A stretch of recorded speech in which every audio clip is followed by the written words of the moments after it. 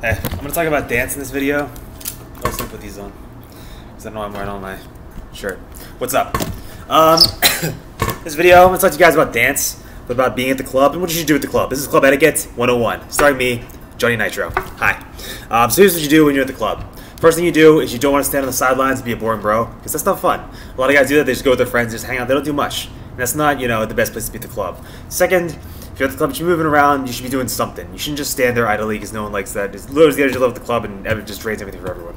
If you're looking for a girl, just go around and make it subtle. Don't be a creep. Don't go like scouting girls. Just walk around. If you happen to encounter a girl that's cool, say hi to her. If it's not creepy, if it's not weird, if she's not weirdly like awkwardly just standing there, zoned out, and like, or you can hey, like break her attention or whatever you want to. I don't know the terms of that, but say hey, what's up? How's it going?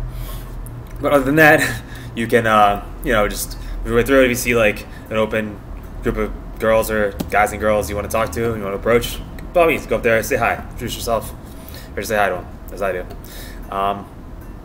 Also, if you're in the club, you feel like dancing or raging with your boys, do it, man. life is short, and you should have fun, and you should do the things you want to do. So, I encourage you to go out and do the things you want to do. So, do it.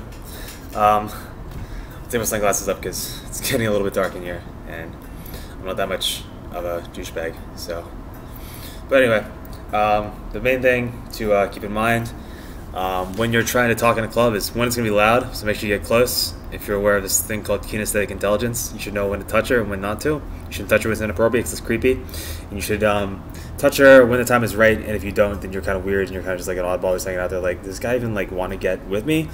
Or like, but anyway. If you're not there to score and you're playing the game, then maybe you should just get off the field, buddy. That's all I'm saying. But anyway, if I guess it just takes knowledge and awareness to know when the right time to touch someone is and when the time not to is. And as always, you should err on the side of not ruining someone's life or creeping someone out or causing commotion. So just keep that in mind. But anyway, that's just some tips to keep in mind when you're at the club, doing whatever you do. I guess let's wrap it up for there.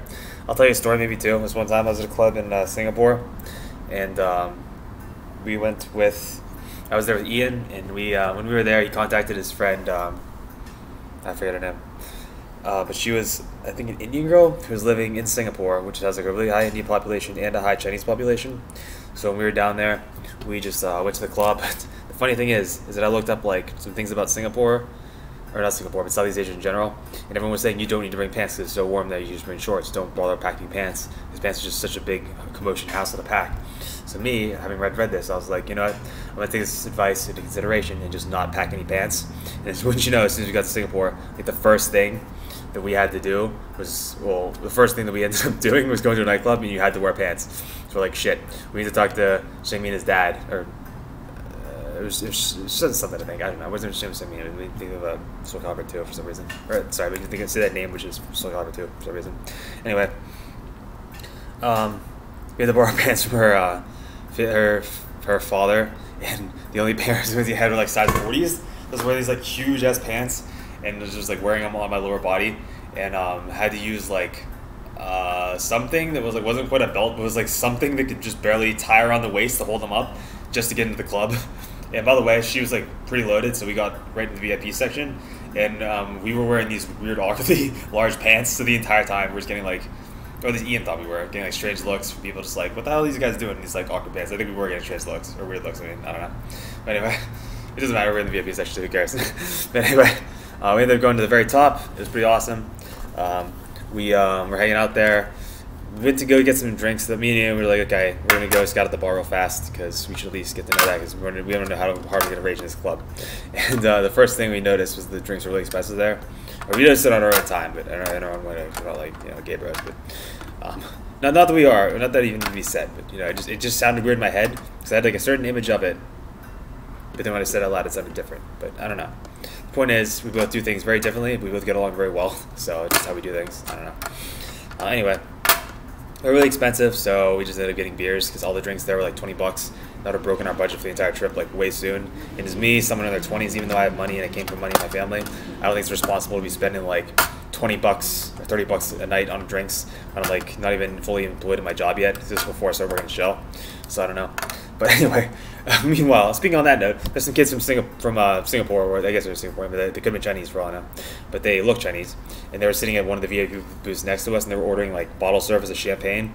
And by the time we had gotten through like our first drink, one of the kids had like been like passed out and had to be carried out of the club because he drank so much champagne. And by the way, the champagne there started like $600 a bottle, so those kids were just like breaking the bank or whatever. But I don't know, maybe they're just like loaded and spending their parents' money. But pretty much everyone there was just like rich in Singapore, and like mostly because their parents were like expats and loaded. So I don't know. But either way, I didn't want to be one of those kids just spending their parents' money and not having a full-time job yet. So that's why I didn't spend a lot of money. But anyway, it was a cool time in the club. We got the VIP experience. We got to see, an awesome side of the Asian nightlife. So it was pretty fun. But I hope to go back someday to like Shanghai, because I've heard it's like a cool city to party at, especially if you have money. So I'm gonna go back there someday and hopefully ball out pretty hard. So stay tuned for videos of that in the future. And peace out.